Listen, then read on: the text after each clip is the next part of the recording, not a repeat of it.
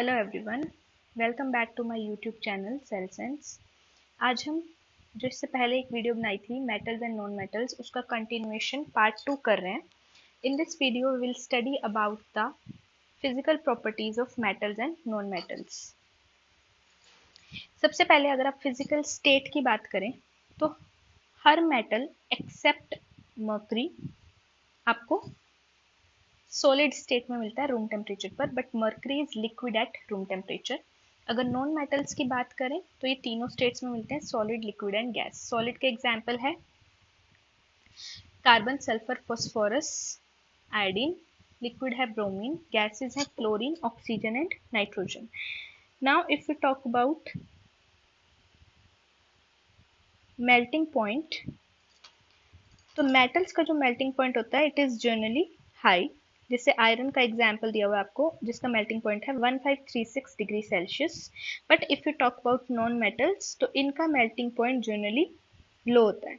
जैसे एक एग्जाम्पल है सल्फर, जिसका मेल्टिंग पॉइंट है 119 degree Celsius. But in metals and non metals you have exceptions.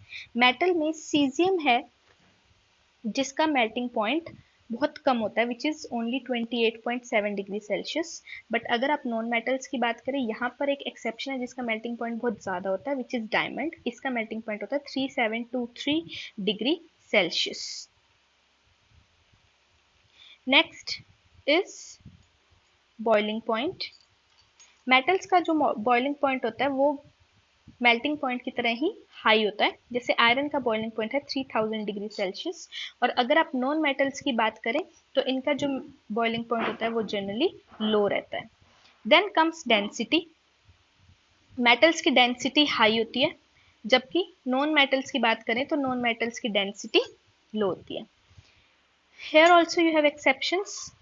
दो ऐसे मेटल्स हैं, सोडियम एंड पोटेशियम, जिनकी डेंसिटी कम होती है। Then coming to hardness, metals are generally hard.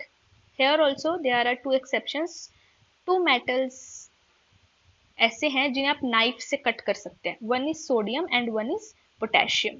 अगर आप नॉन मेटल्स की बात करें तो नॉन मेटल्स सॉफ्ट ही होते हैं, but there is exception which is diamond. Diamond is known as world's hardest material, उसे आप कट नहीं कर सकते। Then coming to lustre. Lustre क्या होता है? किसी चीज का चमकना, शाइन।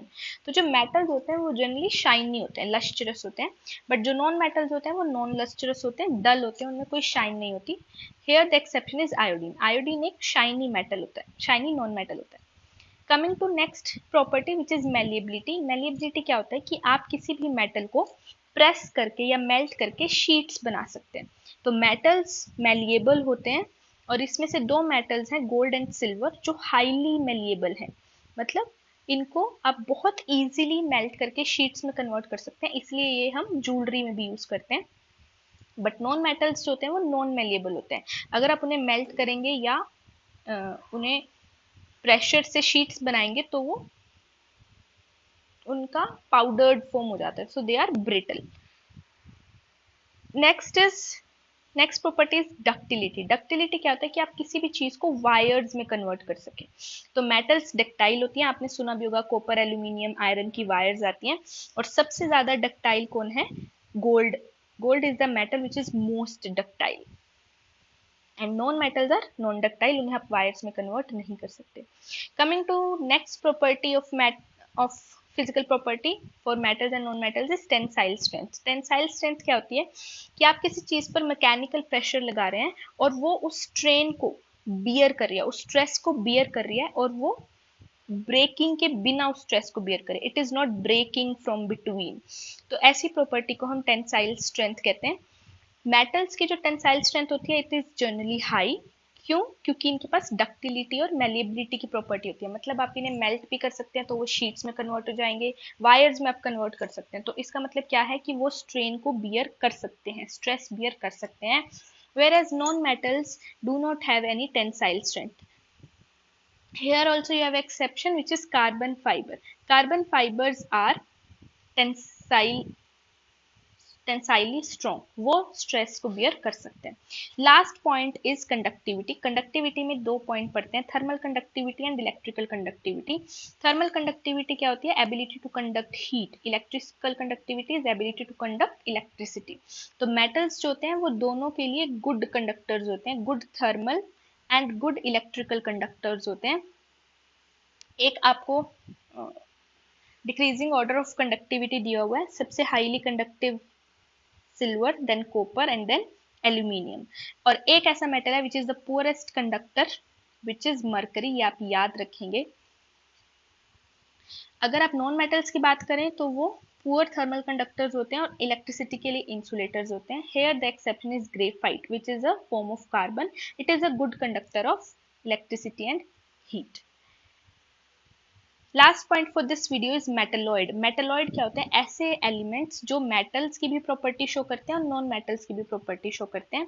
इसमें आपके पास तीन एग्जांपल्स हैं, one is silicon, one is germanium and one is arsenic. ये तीन ऐसे एलिमेंट्स हैं जो मेटल्स और नॉन मेटल्स दोनों की प्रॉपर्टी शो करते हैं, इसलिए इन्हें हम मेटलॉइड की कैटेगरी में डालते हैं। अब इस वीडियो में हमने सभी बेसिक फिजिकल प्रॉपर्टीज पढ़ी हैं और ये सारा कंटेंट आपकी एनसीईआरटी का है। This is the best differentiated content जो आपको मिल रहा है। अब आपको पूरा पैराग्राफ पढ़ने की जरूरत नहीं है एनसीईआरटी से, आप अगर इन क्रिस्प पॉइंट्स को भी याद कर लेंगे उसके बाद आप एनसीईआरटी पढ़ेंगे तो आपको बहुत इजीली समझ में आ जाएगा कि उन पैराग्राफ्स में क्या लिखा हुआ है। ऑल्सो नॉर्मल चीजें कोई नहीं पूछता कि मेटल्स कैसे होते हैं, नॉन मेटल्स कैसे होते हैं, बट एक्सेप्शंस हमेशा पूछी जाती हैं, तो आपको एक्सेप्शंस याद रखनी है। हाँ, प्रॉपर्टीज पता होनी चाहिए but you should focus on exceptions. In next video, we will study about the chemical properties of metals and non-metals. I hope this is clear. If you have any doubt, do let me know in the comment section. Thank you. Have a nice day.